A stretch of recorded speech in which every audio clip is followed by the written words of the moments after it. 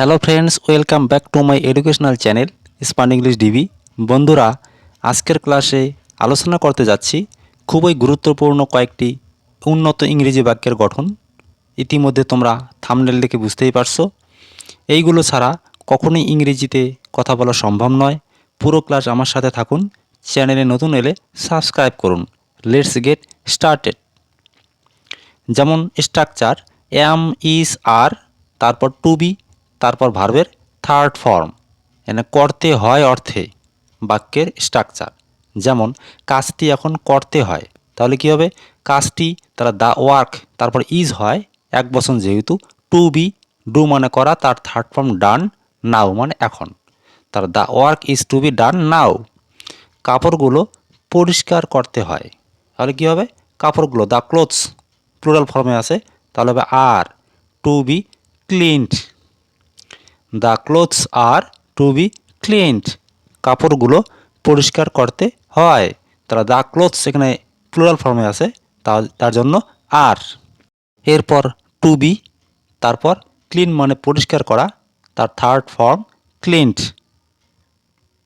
এরপর কাজটি করতে হবে, তার মানে স্ট্রাকচারে হ্যাভ অর হ্যাজ, তারপর টু বি, এরপর ভার্বের থার্ড ফর্ম, মানে করতে হবে অর্থে ফিউচারে, ভবিষ্যতে হবে।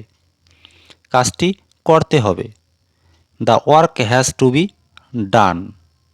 তাহলে দ্য ওয়ার্ক, তারপরে হ্যাজ, যেহেতু work third person singular number, সেজন্য হ্যাজ, তারপর টু বি ডু মানে করা, তার third form done. The work has to be done, কাজটি করতে হবে। তাহলে structure have or has, to be, তারপর ভার্বের third form.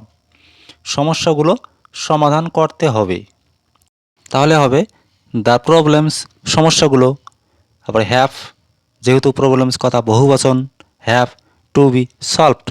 The problems have to be solved, solve মানে সমাধান করা, তার থার্ড ফর্ম হবে সলভড, ডিজও হবে।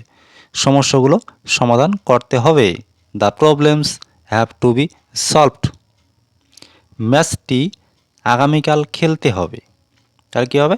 ম্যাচটি খেলতে হবে, তাহলে দ্য ম্যাচ হবে প্রথমে, তারপর has, the match third person singular number, সেজন্য হ্যাজ, তারপর টু বি, প্লে মানে খেলা করা, তাহলে প্লেড, তারপর টুমোরো আগামীকাল।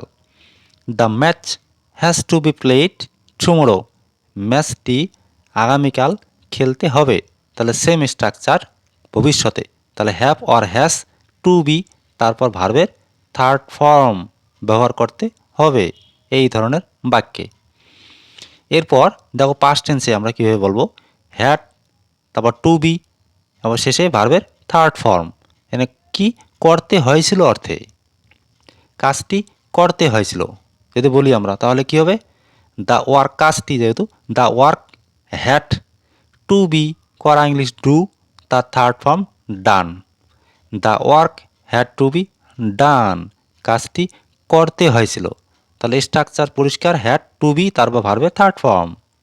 যেমন কষ্ট করে ম্যাচটি জিততে হয়েছিল, এটাও পাস্ট টেন্সে বাক্য, তাহলে কি ম্যাচটি জিততে হয়েছিল, তাহলে ম্যাচ হবে the match had to be win মানে জেতা বা জয়লাভ করা, তার থার্ড ফর্ম হবে won, win won won, won with difficulty, কষ্ট করে।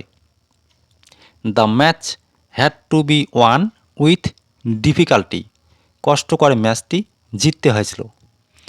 বিষয়টি ভালোভাবে পরীক্ষা করতে হয়েছিল, এটাও পাস্ট টেন্সে, তাহলে দ্য ম্যাটার, বিষয়টি had to be examined, examine মানে পরীক্ষা করা, তাহলে থার্ড ফর্ম হবে এক্সামাইন্ড কেয়ারফুলি, ভালোভাবে। The matter had to be examined carefully, বিষয়টি ভালোভাবে পরীক্ষা করতে হয়েছিল, তাহলে সেম স্ট্রাকচার, হ্যাড, তারপর টু বি, শেষে ভার্বের থার্ড ফর্ম। যেমন একটা আছে নিড টু বি প্লাস ভার্বের থার্ড ফর্ম, মানে করা, কোনো কিছু করা প্রয়োজন বোঝাতে, যেমন কাজটি করা প্রয়োজন, the work needs to be done. The work, কাজটি করা প্রয়োজন, তাহলে নিড প্রয়োজন হওয়া আমরা জানি, the work third person singular number, সেজন্য এস যুক্ত হবে, needs to be done. The work needs to be done, কাজটি করা প্রয়োজন। এরপর মেঝেটা পরিষ্কার করা প্রয়োজন। তাহলে মেঝেটা পরিষ্কার করা প্রয়োজন, মেঝে। তাহলে মেঝে লিখবো আগে, দ্য ফ্লোর মেঝে। নিডস এর যুক্ত হবে প্রয়োজন, কারণ the floor third person singular number, সেই জন্য এর যুক্ত হবে। Needs to be cleaned, clean মানে পরিষ্কার করা, তার third form cleaned. The floor needs to be cleaned, মেঝেটা পরিষ্কার করা প্রয়োজন। তাহলে নিড টু বি প্লাস ভার্বের থার্ড ফর্ম ব্যবহার করে এইভাবে আমরা প্রচুর বাক্য তৈরি করতে পারি। তাহলে বন্ধুরা, উন্নত ইংরেজি বাক্যের যে স্ট্রাকচার তোমরা সহজেই বুঝতে পেরেছো। আর ভিডিওটি যদি ভালো লেগে থাকে তাহলে লাইক, শেয়ার, কমেন্ট এবং চ্যানেলে নতুন হলে চ্যানেলটি সাবস্ক্রাইব করুন। Thanks for watching.